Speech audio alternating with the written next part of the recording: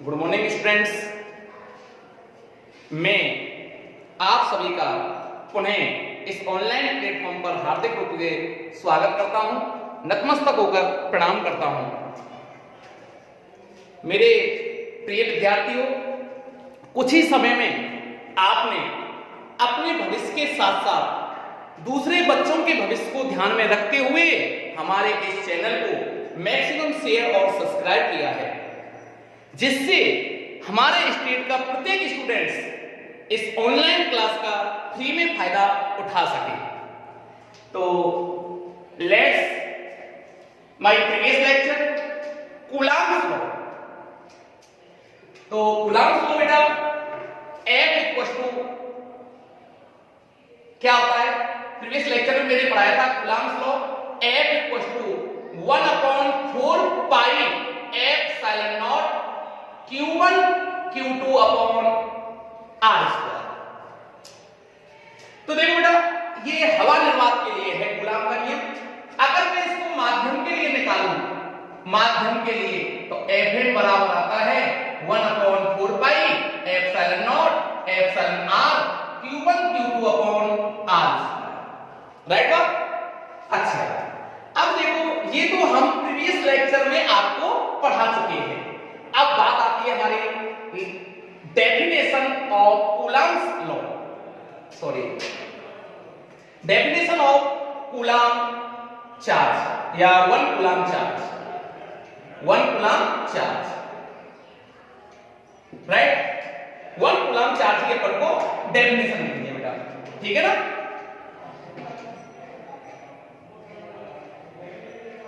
Charge. तो देखो बेटा, कूलॉम का नियम क्या होता है? कूलॉम के नियम से हम क्या निकालते हैं? दो आवेशित कणों पर विद्युत बल का मान। तो विद्युत बल का हमको परिमाण मिल गया। राइट बात? तो इससे अपन डेफिनेशन तो हम जानते हैं, we know that F equals to 1/4 pi epsilon naught Q1 Q2 upon R square. ठीक है ना?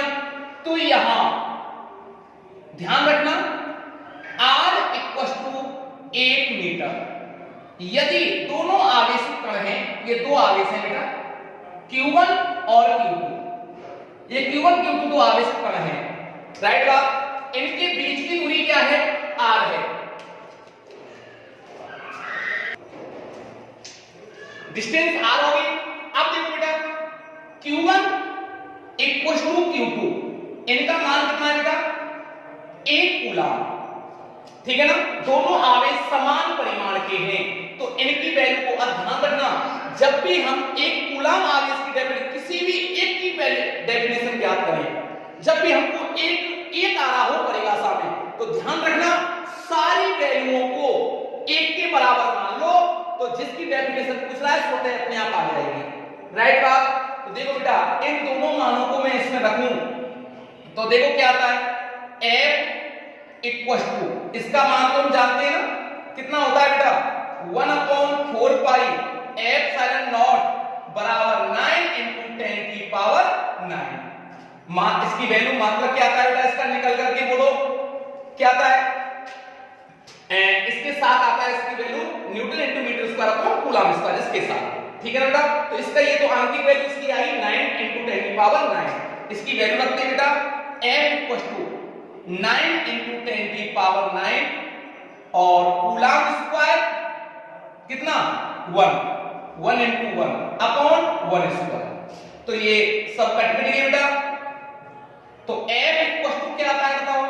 9 × 10 की पावर 9 न्यूटन। ठीक है? ध्यान रखना, एक कूलॉम आवेश के बारे में आप कल्पना करके देखो। मैंने प्रीवियस लेक्चर में आपको पढ़ाया था कि एक कूलॉम आवेश बहुत बड़ा आवेश होता है। तो देखो बेटा, अच्छा, ये किसके लिए होता है बेटा? हवा निर्वात के लिए ये वैल्यू थी। तो जो भी मैंने ये डेफिनेशन निकाली है, जो भी परिभाषा निकाली है बेटा, किसके लिए निकाली है मैंने? ये हवा निर्वात के लिए। ठीक है ना? तो देखो, हवा या निर्वात में परस्पर 1 मीटर की दूरी पर रखे, परस्पर 1 मीटर की दूरी पर रखे समान परिमाण के दो आवेश समान परिमाण के दो आवेश परस्पर 9 × 10 की पावर 9 न्यूटन का बल अनुभव करें, 9 × 10 की पावर 9 न्यूटन का बल अनुभव करें, तो उन आवेशों का परिमाण 1 कूलाम कहलाएगा। तो प्रत्येक आवेश का परिमाण 1 कूलाम कहलाएगा। राइट बात। तो बेटा ये हमारे 1 कूलाम चार्ज की डेफिनेशन हमारे सामने आ चुकी है। अब देखो बेटा, अब मेन चीज आती है कि अब इसका हम क्या पढ़ें सदिश रूप में। ये तो हमने अभी तक परिमाण में पढ़ा है, अब अपन सदिश रूप में पढ़ना चाहते हैं, तो ये नोट कर लिया होगा आपने। तो ये ध्यान रखना बेटा, सदिश रूप में कूलाम का नियम, सदिश रूप में कूलाम का नियम। ठीक बेटा। अब देखो सदिश रूप में कूलाम का नियम, सदिश रूप में जब भी अपन कोई भी चीज ज्ञात करने जाते हैं ना, तो परिमाण के साथ साथ अपन को दिशा की आवश्यकता होती है। परिमाण के साथ साथ बेटा किसकी आवश्यकता होती है? दिशा की। तो देखो अब अपन कूलाम के नियम को जब सदिश रूप में रिप्रेजेंट करने जाएंगे, तो हमको बच्चों यहां निर्देश तंत्र की आवश्यकता होती है। किसकी आवश्यकता होती है बच्चों? निर्देश तंत्र की। निर्देश तंत्र चाहिए हमारे लिए। तो देखो हम निर्देश तंत्र की कल्पना करने जा रहे हैं। ये एक त्रिविमीय निर्देश तंत्र मैंने दर्शाया गया है। एक्स अक्ष, वाई अक्ष और बच्चों जेड अक्ष। ये ओरिजिन है बेटा, मूल बिंदु। तीनों के निर्देशांक 0,0 होते हैं इस समय इस जगह पे। अब देखो कूलाम का नियम कितने आवेशों पर लगता है बेटा? 2 आवेशों पर। 2 आवेशें होना जरूरी हैं। तो जैसे मैंने अभी बताई थी ये 2 आवेश Q1 और Q2, ये 2 आवेश। अब इन दोनों आवेशों को इस निर्देश तंत्र में रख दो आप, ठीक है ना। तो एक आवेश को तो बेटा मैं ओरिजिन पर रख देता हूं, यहां इस जगह पर रख दिया Q1 चार्ज, ये ओरिजिन पर रख दिया। एक आवेश को मैंने ये यहां रख दिया, ये Q2। इनके बीच की जो डिस्टेंस है वो है r वेक्टर। कितनी है बेटा? r वेक्टर है, ठीक है ना। अब देखो इस बल की दिशा, जब दोनों आवेशों पर जो विद्युत बल लगेगा ना, तो उस बल की दिशा किधर होगी? दोनों आवेशों को मिलाने वाली रेखा के अनुदिश, ठीक है ना। ये Q2 का स्थिति सदिश क्या है? r vector. और स्थिति सदिश हमेशा हमेशा मूल बिंदु से लिया जाता है। स्थिति सदिश कहां से लिया जाता है? मूल बिंदु से लिया जाता है। तो यहां से स्थिति सदिश ले लिया, ठीक है ना। ये स्थिति सदिश दर्शा रहा है, किधर है बेटा इसकी दिशा? यहां से इधर होगी, ये ले लिया मैंने r। राइट बात। इसकी डायरेक्शन किधर होगी बेटा? Q2 से हम Q1 की तरफ जाएंगे तो इसकी डायरेक्शन किधर होगी? ये z अक्ष तो आपका ऐसे है, ये 3D में ऐसे दर्शाते हैं। तो तीनों अक्ष ऐसे होते हैं परस्पर एक दूसरे के लंबवत।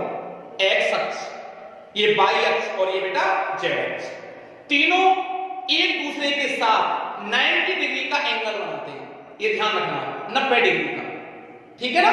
ये बिल्कुल क्लियर होना चाहिए आपका। तो देखो यहां पर आपका ये जेड अक्ष के परपेंडिकुलर लंबवत है, ठीक है ना। Q2 से Q1 की तरफ जाएंगे तो उस विद्युत बल की दिशा इधर होगी, ऐसे इसके विपरीत होगी, अर्थात किधर होगी बेटा? इधर r कैप है तो इधर क्या होगी? माइनस r कैप की तरफ होगी, माइनस r कैप। ये ध्यान रखना, माइनस r कैप। ये बिल्कुल समझ में आना चाहिए आपकी, ठीक है बच्चों। अब देखो इनको हम इन पर कूलाम का नियम निकालें तो आराम से निकाल सकते हैं। 2 आवेशों के मध्य कौन सा बल लगता है? हमेशा कूलाम बल कह सकते हैं, विद्युत बल कह सकते हो उसको आप, ठीक है ना। तो इस आवेश के द्वारा इस आवेश पर विद्युत बल निकालें तो आवेश Q1 के कारण Q2 पर विद्युत बल बेटा क्या बोलेंगे इसको? लगने वाले विद्युत बल को। कौन से आवेश के द्वारा? Q1 के द्वारा Q2 पर लगने वाला विद्युत बल, इसको बोला जाता है F2 बल। इसको बोलने का तरीका क्या है? ध्यान रखना, पहले आवेश के द्वारा दूसरे आवेश पर लगने वाला विद्युत बल, पहले आवेश के द्वारा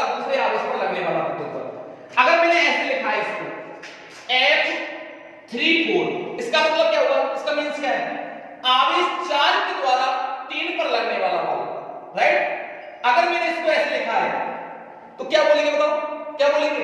2 के द्वारा 1 पर लगने वाला फोर्स, ठीक है ना। ये हो गया विद्युत बल का मान। इसकी गणना हम किस में करते हैं बेटा? कुछ ना कहा जाए, कुछ नहीं कहा जाए तो हम मानेंगे हवा या निर्वात। क्या मानेंगे बेटा?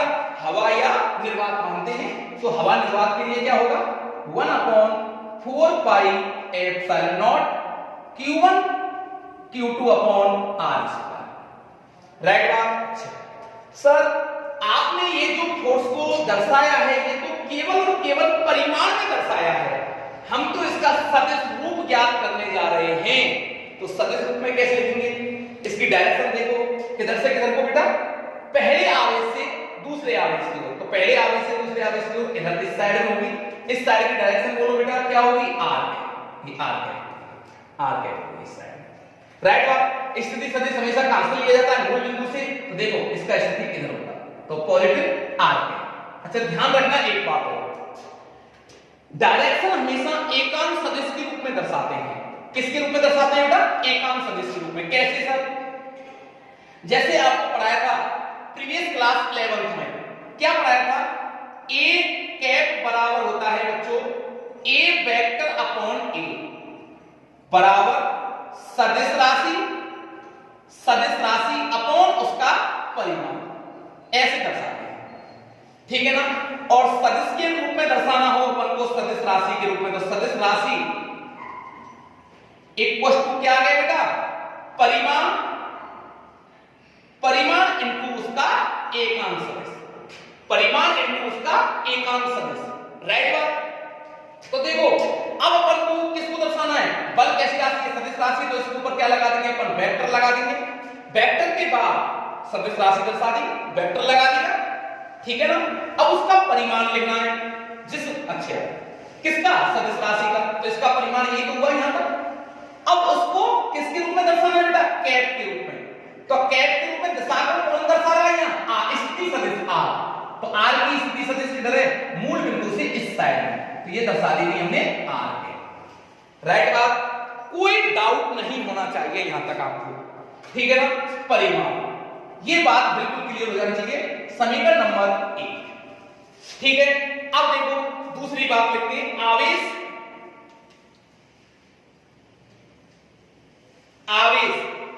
Q2 के कारण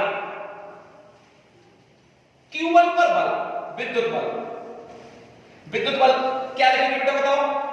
F12 पहले परिमाण लिखो बराबर 1/4 pi epsilon naught Q1 Q2 upon बोलो R स्क्वायर।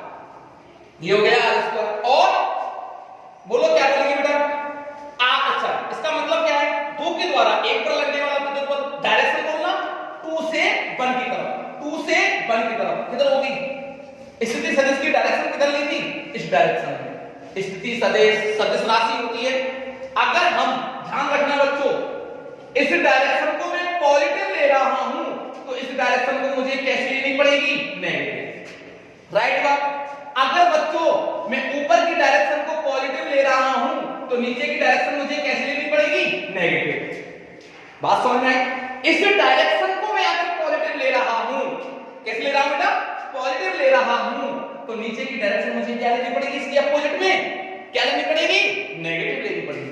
क्या लेनी पड़ेगी बताओ? नेगेटिव। राइट बात? अब मैं नेगेटिव ले लेता हूं, तो इसका 2 से 1 की तरफ इस डायरेक्शन में, तो वेक्टर फॉर्म में दर्शाना है। और क्या जाएगा यहां? माइनस आर, ठीक है ना। या मैं इसको ऐसे भी लिख सकता हूं, F12 वेक्टर बराबर माइनस को आगे ले आया, minus 1/4 pi epsilon naught Q1 Q2 upon R square. और समीकरण नंबर हो गया बेटा 2। अब दोनों इक्वेशनों से आप कंपेयर कर लें, तो समीकरण 1 व 2 से, तो समीकरण 1 व 2 की तुलना करने पर अब दोनों की अपन तुलना करते हैं दोनों इक्वेशनों से। देखो तो बेटा क्या आ गया? F21 वेक्टर बराबर माइनस F12 वेक्टर। देखो इसका मान इसमें रख दो ना, देखो f 21 है, इसकी वैल्यू को चाहे मैं उसमें रख दो चाहे उसकी वैल्यू को इसमें रख दो, तो ये सूत्र आ जाता है। ये तो आपको कुछ देखा भरा सा लग रहा है, याद करो पुरानी बातों को, याद करो।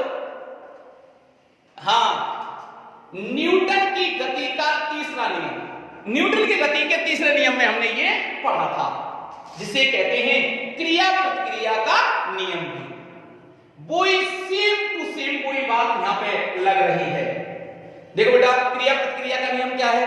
अगर मैं, देखो बोर्ड पर हाथ से देखना, मेरे हैंड को देखो, अगर मैं इससे इस पर क्रिया कर रहा हूं, मान लो, तो बोर्ड उतनी ही क्या कर रहा होगा मेरे हाथ पर?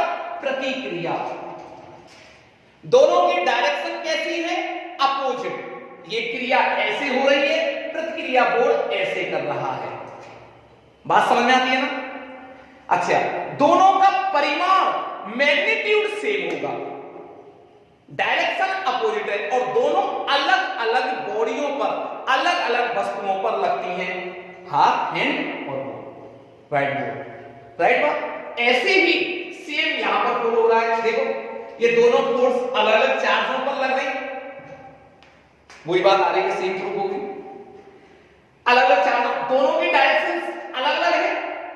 ये चार्ज इस पर जो फोर्स लगा रहा है इस डायरेक्शन में, और ये चार्ज इस पर फोर्स लगा रहा है इस डायरेक्शन में। दोनों का मैग्नीट्यूड, परिमाण दोनों का सेम है। देखो,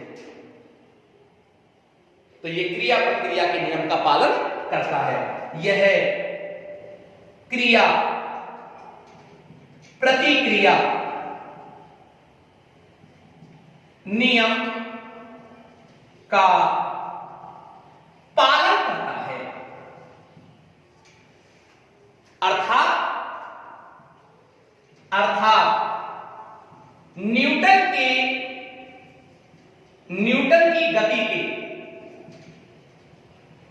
गति के तीसरे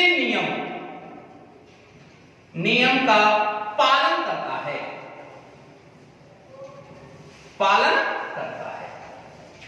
बात समझ में आनी चाहिए। गति का समीकरण में लिख देना, नियम, समीकरण अलग होते हैं, नियम अलग होते हैं। बात समझ में आई? जल्दी नोट करो आप। ओके,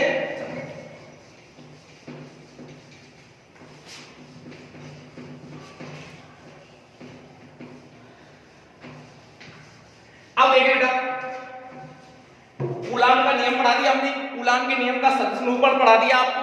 अब देखो, कूलाम के नियम और गुरुत्वाकर्षण जो नियम है, गुरुत्वाकर्षण जो बल है, दोनों में क्या समानता है और क्या असमानता है, ये भी आप ध्यान रखना। न्यूमेरिकल्स भी दे रखे हैं हमारे बुक में, ध्यान रखिएगा। तो देखो, मैं सबसे पहले मैं आपको समानताएं पढ़ाता हूं। समानताएं किसमें बेटा? कूलाम के नियम और गुरुत्वाकर्षण में। तो एक तो लिख दिया मैंने कूलाम बल, और एक लिख दिया गुरुत्वाकर्षण बल। गुरुत्वाकर्षण बल, ये ध्यान रखना बच्चों, ठीक है ना? फिर असमानताएं पढ़ेंगे पर। तो देखो बेटा, कूलाम बल में सबसे पहले समानताएं देखो। पहले तो इनका फॉर्मूला लिख लें पर। तो फॉर्मूला क्या है बेटा? Number 1, F equal to 1/4 pi epsilon naught Q1 Q2 upon R square. और इसका बेटा गुरुत्वाकर्षण फोर्स Fg लिख दो, इसे F लिख दो। इसे विद्युत बल भी कहते हैं, इसे गुरुत्वाकर्षण बल कहते हैं। तो बेटा इसका फॉर्मूला आता है G m1 m2 upon R square. अब देखो, इसमें हम समानताएं लिखने जा रहे हैं, इससे लिखेंगे अपन नंबर 1 समानता। बेटा इसमें भी R स्क्वायर आ रहा है बटे में, और इसमें भी R स्क्वायर आ रहा है, और जिसके बटे में R स्क्वायर आए ना, वो नियम व्युत्क्रम बल के नियम का पालन करता है। तो यह भी व्युत्क्रम बल के नियम को फॉलो करता है, नियम का पालन करता है, और यह भी व्युत्क्रम बल के नियम का पालन करता है। दोनों की एक समानता हो गई, पहली बात। दूसरी बात, दूसरा क्या है बेटा? ये भी संरक्षी बल है। कौन सा बल है ये? संरक्षी बल। संरक्षी बल किसे कहते हैं? वैसे 11वीं क्लास में मैंने पढ़ाया था, फिर भी समझ लो आप। ऐसे बल जिनके द्वारा किया गया कार्य पथ पर निर्भर ना करे। किस पर निर्भर ना करे? पथ पर निर्भर ना करे, संरक्षी बल कहलाता है। जैसे सर देखो समझो, और ये भी कैसा बल है बेटा हमारा? संरक्षी बल। ठीक, संरक्षी बल कैसे? ये मार्कर है, इसका मास है, इसको मैं गिराऊंगा 100% जब मैं गिराऊंगा तो कहां जाएगा? ये नीचे ही जाएगा। चाहे मैं ऐसे इस प्रकार से इसको फेंक लूं तो भी ये नीचे जाएगा, इसको मैं ऊपर फेंकूं तब भी ये नीचे जाएगा। तो इस मार्कर के द्वारा, इस मार्कर पर पृथ्वी के द्वारा किया गया कार्य पथ पर निर्भर नहीं करता। बात समझ आई ना? अब देखो ये दो चार्ज है, ये पॉजिटिव, ये नेगेटिव। चाहे अच्छा ये पॉजिटिव नेगेटिव या यूं लिया हो आप तो भी आकर्षित करेगा, इधर से लाओ आप तो भी ये आकर्षित करेगा, इधर से लाओ आप तो भी आकर्षित करेगा। तो ये पथ पर निर्भर नहीं करता और ऐसे बल कहलाते हैं बेटा संरक्षी बल। कौन से बल कहलाते हैं बेटा? संरक्षी बल। नंबर तीसरी बात, ये केंद्रीय बल भी होते हैं। केंद्रीय बल, और ये भी एक केंद्रीय बल होता है। केंद्रीय बल ध्यान से समझना, केंद्रीय बल क्यों है? ये बल है ना, जब कोई भी पार्टिकल, कोई भी कण जब वृत्ताकार पथ में गति करता है तो उनको ये बल बैलेंस करते हैं, इसलिए इनका नाम पड़ गया केंद्रीय बल। नंबर 4, इन बलों की जो परास होती है ना 10⁻⁻15 मीटर से अनंत तक होती है। इन बलों की परास कहां से कहां तक होती है? 10⁻15 मीटर से अनंत तक। और इसकी भी परास कहां से कहां तक?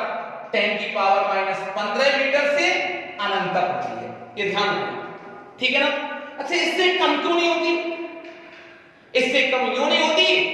क्योंकि इससे कम पर बेटा नाभिकीय बल कार्य करते हैं। कौन से बल कार्य करते हैं? नाभिकीय बल। तो इनकी जो परास होती है वो कहां से कहां तक होती है? 10⁻15 मीटर से अनंत तक। राइट बात। अब बात आती है हमारी असमानताओं पर। इनमें दोनों में अंतर क्या है ये ध्यान रखना, इंपॉर्टेंट है। तो अंतर की बात करें बच्चों, देखो असमानता से किसी बात है। एक तो आप ध्यान रखना कूलाम बल है ना, कूलाम बल दोनों नेचरों का होता है। ये बल आकर्षणीय प्रकृति का भी हो सकता है और प्रतिकर्षण नेचर का भी हो सकता है। ये ध्यान रखना, इनके दोनों नेचर होते हैं, आकर्षण भी होता है और प्रतिकर्षण भी। कैसे? अगर समान आवेश आगे, समान आवेश हो सकते हैं तो क्या करेंगे दोनों बताओ? रिपल्सन फोर्स लगेगा, रिपेल करेंगे, प्रतिकर्षण होगा। और विपरीत प्रकृति के आवेश आगे तो आकर्षण करेंगे। तो दोनों प्रकृति कैसी होती है? दोनों की कैसी हो सकती है? आकर्षण भी हो सकती है, प्रतिकर्षण भी हो सकती है।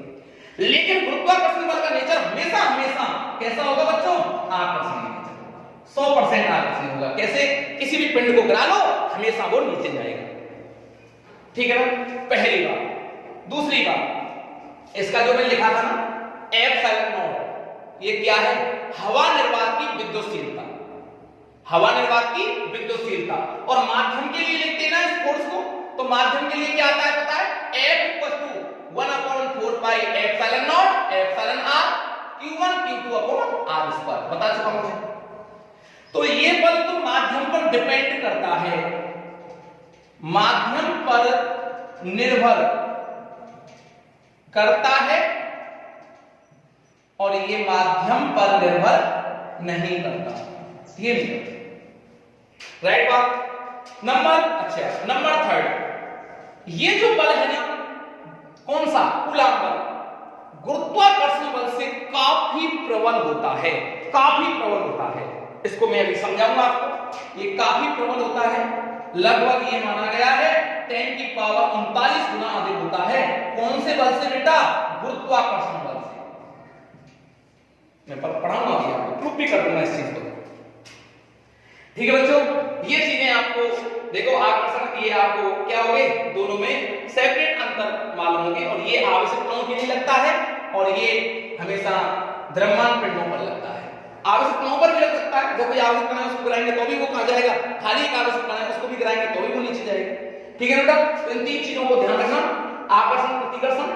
ठीक है ना, इसका नेचर कैसा होता है, केवल आकर्षण होता है, ये माध्यम पर निर्भर करता है, ये माध्यम पर डिपेंड नहीं करता, ये प्रबल होता है और ये प्रबल नहीं होता, ये दुर्बल आकृति का होता है। कैसा होता है बेटा, ये दुर्बल प्रवृत्ति का होता है।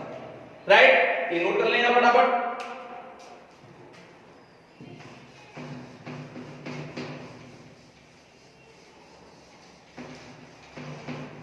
अब देखो बेटा, एक न्यूमेरिकल करा रहा हूं,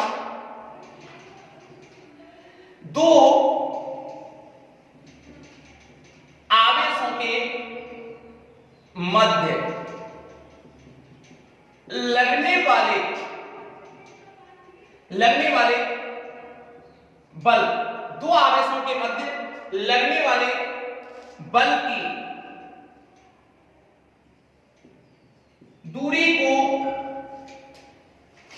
को दुगनी कर दी जाए, दूरी क्या कर दी जाएगा, दुगनी कर दी जाए तो नए बल पर क्या प्रभाव पड़ेगा, क्या प्रभाव पड़ेगा। तो ध्यान रखिए बेटा, दो आवेशों के मध्य लगने वाले बल की दूरी दुगनी कर दी जाए तो नए बल पर क्या प्रभाव पड़ेगा, दो आवेशों के मध्य। अब देखो ये दोनों आवेश बेटा कैसी भी नेचर के हो सकते हैं, यहां पे ये क्लियर नहीं किया है क्या, पॉजिटिव है कि नेगेटिव है, दो आवेश। तो हम मान लेते हैं ऐसी कंडीशन में कि दोनों आवेश पॉजिटिव हैं, ये दो चार्ज लेते हैं, ये Q1 और ये Q2, इनके बीच की डिस्टेंस क्या है बेटा, R है। अच्छा, विद्युत बल केवल और केवल परिमाण को शो करता है, ठीक है ना, तो विद्युत बल का परिमाण केस फर्स्ट डाल लें, केस फर्स्ट, ठीक है ना, अगर दूरी R है तो, ठीक है ना, माना प्रारंभिक दूरी कितनी है इसकी, R ली गई है, ठीक है ना, तो देखो लगने वाला विद्युत बल F बराबर 1/4 pi epsilon naught Q1 Q2 upon R square, समीकरण नंबर 1। अब मैंने इनके मध्य में माध्यम भर दिया, क्या भर दिया बेटा, माध्यम, तो क्या हो गया, Fn बराबर 1/4 पाई F। अच्छा, अब क्या कह रहा है, अब इनकी मध्य की दूरी क्या कर दी जाए, मैंने दुगनी कर दी, दूरी को दुगना कर दिया, दूरी को दुगना करने पर बेटा, दूरी जब मैं दुगनी कर रहा हूं ना दूरी को, तो सीधी सी बात है, ये हम कल भी पढ़ा चुके थे आपको कि देखो दूरी को कम करेंगे तो बल का मान बढ़ेगा, और दूरी को अगर मैं बढ़ाता हूं तो बेटा फोर्स का मान क्या होगा, कम होगा। दोनों कैसे हैं, व्युत्क्रमानुपाती का रिलेशन रखते हैं। देख लो आप, यहां पे मैं लिख भी सकता हूं F समानुपाती 1/r²। राइट बात, दूरी घटेगी तो फोर्स बढ़ेगा और दूरी बढ़ेगी तो फोर्स घटेगा। दूरी को दोगुना करने पर, अब दूरी को मैंने जब दोगुना कर दिया, अब देखो बेटा दूरी दोगुना कर रहा हूं तो क्या हो गया, केस सेकंड ले गए, केस सेकंड, तो क्या हो गया, F डैश बराबर 1/4 pi epsilon naught Q1 Q2 upon क्या हो गया बेटा, R स्क्वायर। अच्छा मैंने दूरी क्या कर दी, दोगुना, तो यहां पे क्या हो जाएगा, 2R का होल स्क्वायर। अब देखिए तो ये क्या हो गया, इसको सॉल्व करो बेटा, 1/4 pi epsilon naught Q1 Q2 upon क्या हो गया बेटा, 4R स्क्वायर। बात समझ में आती है ना। अब देखो इसको समीकरण जो मैंने 1 डाला है ना, उससे इसमें वैल्यू रख दो, देखो ये समीकरण 1 जैसी वैल्यू है, तो देखो फ्रॉम इक्वेशन फर्स्ट, तो देखो बेटा F डैश बराबर क्या हो गया बेटा, F अपॉन 4, ठीक है ना, तो ये पहले बल का चौथाई रह गया, ये बल जो नया बल है ना, ये नया बल है, ये प्रारंभिक बल है, तो प्रारंभिक बल का कितना रह जाता है, चौथाई रह जाता है। तो इसका आंसर आया, दूरी को दुगना कर दिया तो बल रह गया मेरा कितना बेटा, चौथाई। ये ध्यान रखना, ये काफी बार ऐसा एग्जाम क्वेश्चन पूछ लिया गया है, जल्दी नोट करें आप लोग। तो बच्चों ये क्वेश्चन है आपका नेक्स्ट। हाइड्रोजन परमाणु में इलेक्ट्रॉन और प्रोटॉन के मध्य की दूरी 0.53 एंगस्ट्रॉम है, तो इसके मध्य विद्युत बल की गणना करो और गुरुत्वाकर्षण बल से तुलना करो। तो बेटा सबसे पहले देखो, क्वेश्चन करने से पहले ध्यान रखा करो क्या क्या दे रखा है। तो सबसे पहले बेटा मैं लिखता हूं दिया है, बेटा क्या दे रखा है, डिस्टेंस दे रखी है। देखो ये दो आवेशित कण हैं, एक तो बेटा इलेक्ट्रॉन है और एक प्रोटॉन है, इसको ऐसे रिप्रेजेंट कर लो। इनके बीच की जो डिस्टेंस है r = 0.53 एंगस्ट्रॉम, ठीक है। तो r = 0.53 इनटू एंगस्ट्रॉम का मान 1 एंगस्ट्रॉम बराबर बेटा 10⁻⁻10 मीटर, राइट। तो 10⁻⁻10 मीटर ये हो गया। अब क्या पूछ रहा है, इनके मध्य लगने वाले विद्युत बल की। तो बेटा विद्युत बल आवेशित कणों के लिए लगता है और परिमाण लिया जाता है F बराबर K Q1 Q2/r²। तो F बराबर K की वैल्यू या तो 1 यूं भी रख सकते हो, K = 1/4 पाई एप्सिलॉन नॉट बराबर 9 × 10⁹ newton × metre square coulomb square. ये ध्यान रखना, ठीक है बच्चों। तो K की वैल्यू 9 × 10⁹ किस पर, इलेक्ट्रॉन है और एक प्रोटॉन है, तो ये तो E लिख दूं और एक P लिख दूं, कोई दिक्कत वाली बात नहीं है। इलेक्ट्रॉन का आवेश सेम होते हैं ना दोनों का, 19 1.6 × 10⁻⁻19 अपॉन r²। तो 0.53 × 10⁻⁻10 और 0.53 × 10⁻⁻10। तो F क्या होगा बेटा, इनको जब हम सॉल्व करके लाते हैं तो ये आता है लगभग 8.2 × 10⁻⁻8 न्यूटन, राइट बात। तो देखो बेटा इन दोनों का नेचर कैसा होगा, ये इलेक्ट्रॉन कैसा है, नेगेटिव, और प्रोटॉन कैसा है, पॉजिटिव। दोनों का नेचर कैसा है, नेगेटिव, है ना। देखो ये नेगेटिव और ये पॉजिटिव, कैसा बल लगेगा, आकर्षण बल। तो ये कैसी प्रकृति का होगा, आकर्षणीय प्रकृति का होगा, आकर्षण बल लगेगा, राइट बात। ये चीज क्लियर हो गई, ठीक है ना। अब देखो क्या कह रहा, अभी मैं जो पढ़ा रहा था ना वही चीज आपकी क्लियर हो जाएगी। गुरुत्वाकर्षण बल से तुलना करो। तो देखो बेटा कैसे करूंगा मैं गुरुत्वाकर्षण बल से तुलना, F इसका सेकंड पार्ट दिख रहा है ना सभी को बोर्ड में, Fe/Fg। तो Fe का मान बोलो, K Q1 इलेक्ट्रॉन और प्रोटॉन अपॉन r² बटे, इसमें क्या हो जाएगा बेटा, G Me MP अपॉन क्या हो गया बेटा, r², राइट। देखो तुलना कर रहे हैं, कंपेयर कर रहे हैं, r² से r² गया, तो Fe/Fg। तो K की वैल्यू रख लो बेटा 9 × 10⁻⁹, प्रोटॉन पर आवेश 1.6 × 10⁻⁻19 और 1.6 × 10⁻⁻19। Me अच्छा G का मान 6.67 × 10⁻⁻11, ठीक है बेटा। यह पढ़ चुकी हो। गुरुत्वाकर्षण नियतांक, गुरुत्वाकर्षण सार्वत्रिक नियतांक होता है जिसकी वैल्यू 6.67 × 10⁻11 होती है। इलेक्ट्रॉन का द्रव्यमान 9.1 × 10⁻31 और प्रोटॉन का द्रव्यमान 1.67 × 10⁻27, राइट बात बच्चों। अब इसको देखो सॉल्व करते हैं, तो Fe/Fg लगभग इसका एप्रोक्सीमेटली जो वैल्यू आती है बेटा, इसकी आती है 2.3 × 10⁻39। तो देखो मैं अभी आपको पढ़ा रहा था वो चीज भी सिद्ध हो गई, या Fe बेटा इस पावर को ले लें अपन 10⁻39 Fg। तो Fe is greater than Fg। बेटा बताओ आज ये प्रूफ हो गया कि विद्युत बल गुरुत्वाकर्षण बल से बड़ा होता है, और कितना बड़ा होता है, 10⁻39 गुना। देखो वही चीज मैंने आपको अभी थोड़ी देर पहले पढ़ाया था, अंतर भी बता दिया था दोनों में। तो ये मैंने यहाँ पे प्रूफ करके बता दिया न्यूमेरिकल की सहायता से। तो बेटा जो न्यूमेरिकल्स होते हैं वो फिजिक्स की ताकत होती है, जान होती है, ये ध्यान रखना, जल्दी नोट कर लें आप।